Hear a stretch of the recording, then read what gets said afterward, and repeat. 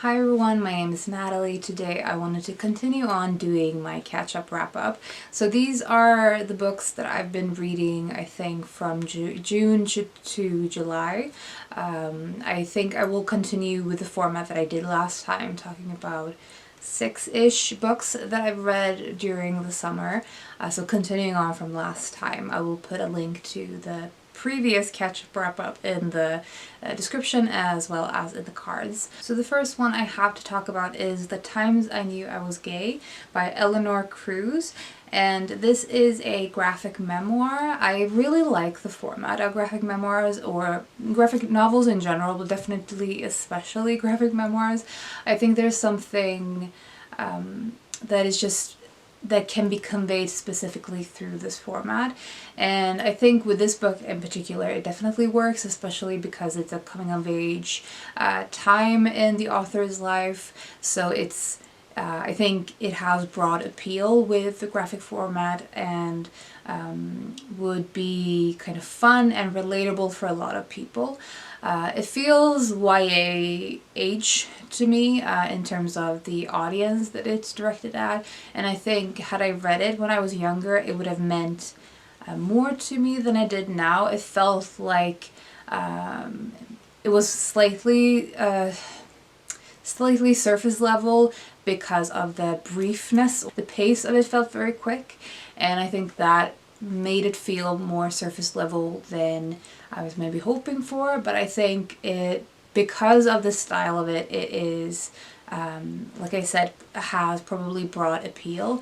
It's basically about the author figuring out her sexuality, and I think the thing that it does best is talking about this disconnect with what you are feeling versus what you think you should be feeling, especially trying to fit into external expectations and the ways that external pressures and sort of the view of people around you can become an internalized force that you end up lying to yourself about what you want as well. So I think she really captures that aspect, that she had been, she'd figured out that she had romantic feelings for women quite early on, but she still continued to have relationships with men, and they continued to be, they continued to fail because it wasn't what she wanted. But there was this resistance, I think, to come to terms with what it meant. So I think the ups and downs and sort of the back and forth of the coming out aspect, coming out story, I think was really well captured in this book. So definitely if you're a fan of graphic memoirs, I would recommend this one. Next we have a book that didn't work so well for me. So it's Flickebarn nummer 291 by Ninni Schulman. This is a Swedish memoir, and it was supposed to be about the author's experience of medical care quite early on in her life, and sort of the way that it had shaped her life, and she was going to be looking into her patient files and sort of come to terms with her medical history, and that was what was appealing to me about this book in the first place.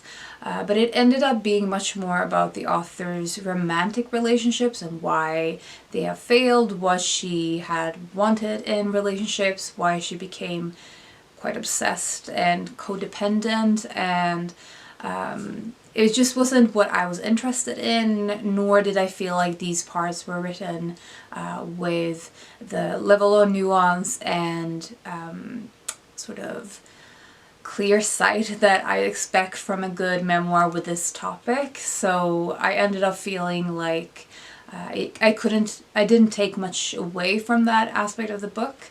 The only thing that I really loved about this was when the author's father died, the way she talks about the grief and the aftermath of that, I thought was really, really honest and emotional, and I think that was that was the best part of this book for me. But other than that, I was quite frustrated with a lot of this book. And I think it was in part due to the fact that it wasn't what I was expecting it to be, or what I had just sort of been led on to think that it was based on the synopsis of it. So I wouldn't necessarily recommend this, but there was one part that I actually really liked. Other than that, it was kind of a dud for me, to be honest. Then we have a book that I really liked, and that is A Horse at Night on Writing by Amina Cain. This is a essay collection about writing, about books and reading, basically all of the things that anyone on BookTube would probably enjoy reading about. The essays where she talks about Elena Ferrante's The Lost Daughter and Lolly Willows, the novel Lolly Willows, were my favorite. I think she talks about the lone female character or female figure in really interesting ways that had really made me think both about loneliness and aloneness, kind of in a similar way that The Lonely City made me think a lot. But she also talks a lot about sort of the almost like the spinster figure in media, and she has some really interesting parallels, and I liked her own voice in this. I liked seeing what things kind of made her react emotionally or made connected with her. So I think in general, I just really enjoyed the company of Amina Cain through this essay collection, much like I have really enjoyed Deborah Levy's autobiography trilogy. So I think this is kind of similar in vein to Deborah Levy's writing and on writers. And on reading. So if you like that kind of thing, I think this is definitely worth picking up. I definitely will be revisiting this one in the future. Let's see what else is in this. She talks about a lot of authors that I'm interested in, or that I have read or want to read. Let's see. I'm gonna see if I can find a good quote to give you. Yeah, so this is on Solitude, and like I said, on those two novels that I mentioned, The Lost Daughter by Elena Ferrante and Lolly Willows. To be in favor of solitude is not to be against community or friendship or love. It's not about being alone. It's not that being alone is better, just that without the experience of it, we block ourselves from discovering something enormously beneficial, perhaps even vital to selfhood. Who are you when you are not a friend, a partner, a lover, a sibling, a parent, a child? When no one is with you, what do you do, and do you do it differently than if someone was there? It's hard to see someone fully when another person is always attached to them. More importantly, it's hard for us to see ourselves if we're not ever alone. So I think she has a lot of interesting things to say. I would very much recommend this one. Next, we have a book that was kind of a disappointment to me, to be honest, and that is Too Much and Not the Mood by Durga, Chew-Bose. This is an essay collection. I don't even know what to say this one was about. I feel like not many of these essays have really stuck with me over time, which is probably a sign that it wasn't really for me. But it kind of touches on identity, touches on relationships and family. But I think the thing that has stuck with me the most is memory and sort of the nostalgia and archiving of memory, that kind of thing. But the first essay is, I think, 90 pages long, and I was not really that big of a fan of it. It's called Heart Museum. It starts off talking about an emoji, and then it just kind of bounces off from one thing to another, and I didn't really jam with the first essay, so I was already feeling a bit trepidatious for the rest of the collection, given that it is such a long essay.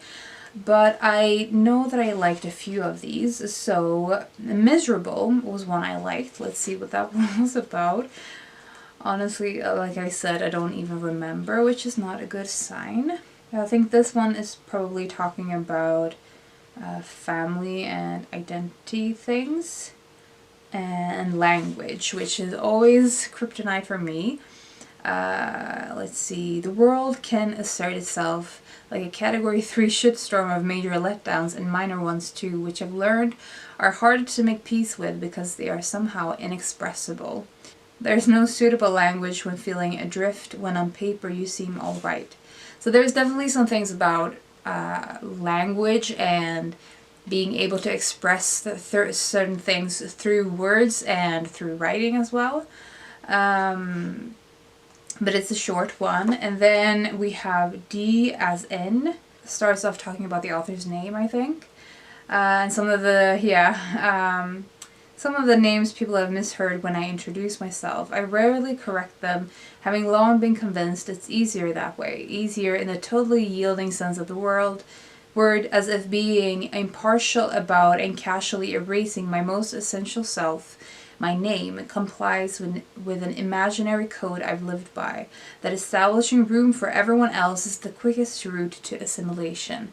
That was definitely my favorite essay because it's talking, like I said, about identity and sort of ethnicity in regard to that as well, and language and what role language plays in identity. There were a few sections in several essays that touched on that. And I know that there was one essay on sort of the nostalgia of summers in the past, like when you were young, and the feeling that the summer is sort of both endless and this very magical time where everything is possible, and yet you sort of lose a sense of time and sense of space in a very particular way. So there were definitely a few things that I liked in this, but overall it was not an essay collection for me. I would be interested if you have read this one and you really enjoyed it. I would love to hear your thoughts. I feel like there was some kind of disconnect for me, and it was not the essay collection. It was not a favorite. So in comparison to this one that really worked, this just did not for me. Then we have my favorite of the bunch today, and that is Denna dagen ett liv by Jens Andersen. So this is a Danish author who have done a biography of Astrid Lindgren. I listened to this on audio from the Swedish translation then. And this was absolutely fantastic. I think this has an English translation. If it has, I will put a picture on the screen and a link in the description to the translation. But this was just fantastic. It was really well researched. It was well balanced. It had so much rich information that has really made me think of Astrid Lindgren in a new way, in a new light. She's a really interesting subject, so it helps, but I think it's just also a fantastic biography. And even if I kind of think of biographies as two categories, some of them are so detail-oriented and fact-heavy that they would only be interesting if you're already interested in the person that it talks about, and some biographies are so well done that if you aren't already interested, you would become so by reading them, so you don't really have to have any pre-knowledge. And I think this one fits into that category. You don't need to be that familiar with Astrid Lindgren. I think you will become interested in learning more about her and in reading her books through this. She's, of course, a very famous Swedish author, the creator of Pippi Longstocking, of Emil i Lönneberga, of a lot of different characters that you are probably familiar with already.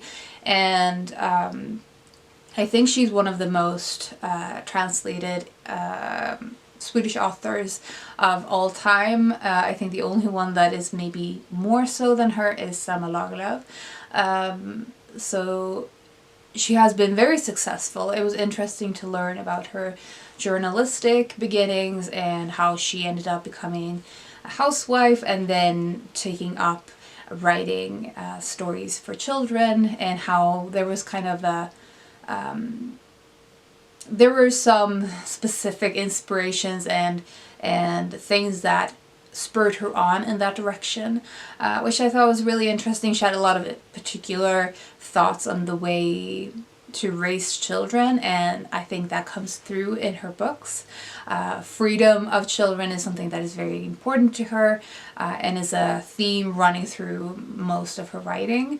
It also talks about her later life when she was very politically active, and I think she was just such a fantastic person, and so much interesting things that she experienced because she lived a very long life, and she did a lot of things. So a very rich biography, very well written, well balanced, well researched, and it includes tons of photographs and illustrations and things. So would strongly recommend this as a biography in general, and especially if you are already familiar with her, you have to read it. Lastly, we have The Story of a New Name by Elena Ferrante and translated by Anne Goldstein, I am assuming.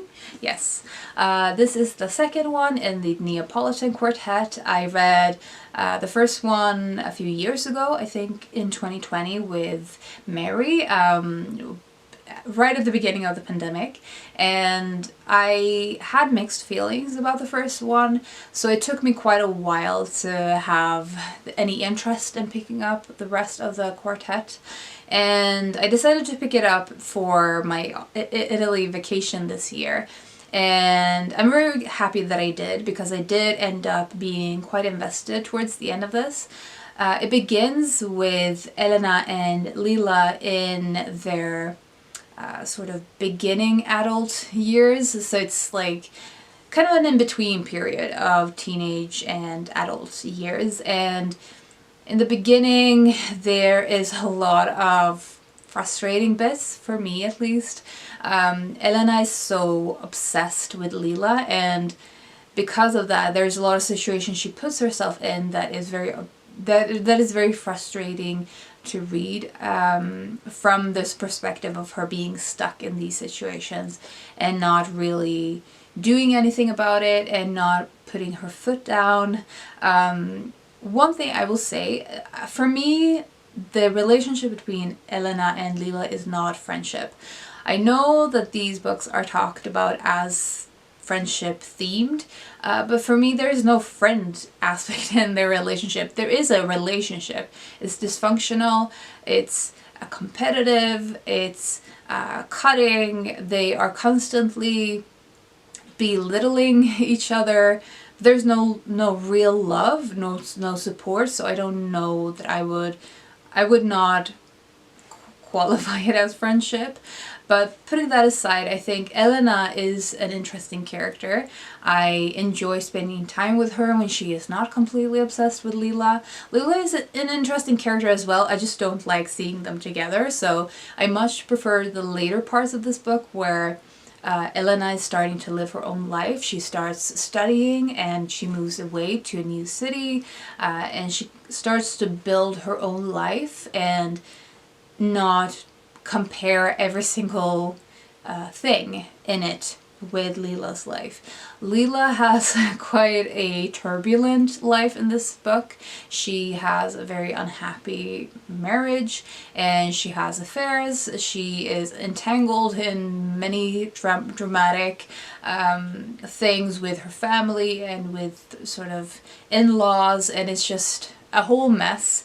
But Elena is different from most of the people in the city or the village where she has grown up, and she's sort of breaking away from that, and I think that was interesting to see the growth there. So I am looking forward to reading the third installment of the Neapolitan Quartet, which I do own now. I think I might leave the third and the fourth part of the quartet for next summer, because these definitely do not feel like autumn winter reads. Maybe for spring, but I think yeah, I am enjoying the way that it's going at the moment, and I think I will enjoy the later parts of their lives following that much more than I have their youth. So looking forward to seeing how it all goes, but there's that one. So those are the books that I wanted to talk about today. I would love to know if you've read any of these and what your thoughts were, especially the ones that I didn't enjoy so much. And I think I will leave it at that. I hope you're having a fantastic day, and I will talk to you soon. Bye.